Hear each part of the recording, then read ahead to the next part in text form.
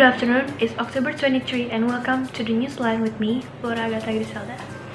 Tens of thousands of Indonesians have protested for a third day against a controversial law that critics say will harm workers and the environment. Rallies took place around the country. Hundreds were arrested in Jakarta. Hundreds more have been held in strike and protests in other cities this week. The so-called Omnibus Jobs Creation Bill became a law on Monday. The government say the changes are needed to help its economy, which has been hit hard by the COVID-19 pandemic.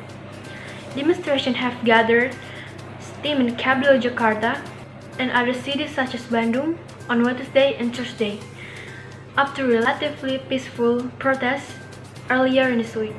Indonesian police detained at least 400 protesters, including some who were allegedly armed Molotov cocktails and sharp weapons.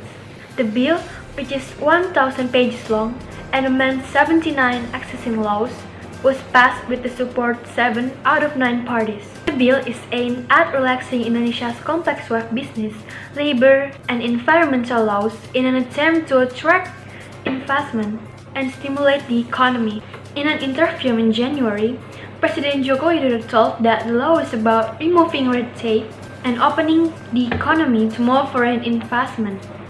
We want to simplify the licensing and bureaucracy.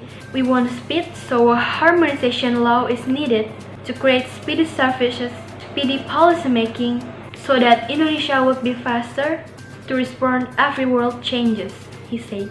In addition to removing red tapes, the bill makes significant changes in Indonesia labor regulation. It abolishes the sectoral minimum wage in favor of minimum set by the regional governors.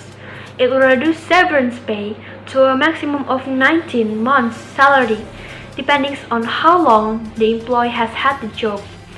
Previously, the maximum was 32 months' pay. However, a new government fund will provide an additional 6-month pay to the newly unemployed.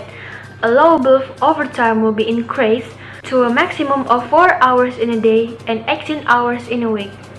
Businesses will be only required to give workers 1 day off in a week instead of 2. Restrictions on outsourcing have also been reduced, as a fraction on the jobs in which expatriates can work. The law also relaxes environmental standards, only forcing businesses to file an environmental impact analysis if their projects are considered high risk. The so-called Omnibus Law is expected to create nearly 3 million jobs for young people who are start looking for work, and 6 million people who are unemployed because of the COVID-19 pandemic. The Indonesian Chamber of Commerce and Industry has welcomed the law. On Wednesday, top economic minister Airlangga Hartarto sought to calm protesters and said many of their concerns were based on misinformation. I can assure you, wages will not be cut, he told.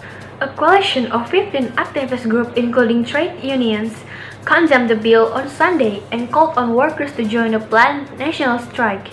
The protesters have demanded the government revoke the bill, and international unions and human rights groups have condemned it. It is staggering that while Indonesia is, like other countries, facing the devastation of the COVID-19 pandemic, the government will seek to further destabilize people's lives and ruin their livelihoods so that foreign companies can extract wealth from the country, said ITUC's General Secretary Sharon Burrow in a statement. Separately, 35 investment firms who manage a total 4.1 trillion in assets throughout the Indonesian government raising environmental concerns over the bill. The firm said the bill could have serious repercussions that could impact the attractiveness of Indonesian markets instead of rolling back environmental regulations. They urged the Indonesian government to do more to protect the country's forests and peatlands and adopt a green recovery plan to address the economic devastations caused by the pandemic. Environmentalists say the wide-ranging bill eliminates environmental protections for many new projects and weakens law aimed at stopping companies from using fire to clear forests to make way for plantations. The government had made a tragic miscalculations and the bill would effectively legitimize uncontrolled deforestation, said one of the environmentalists.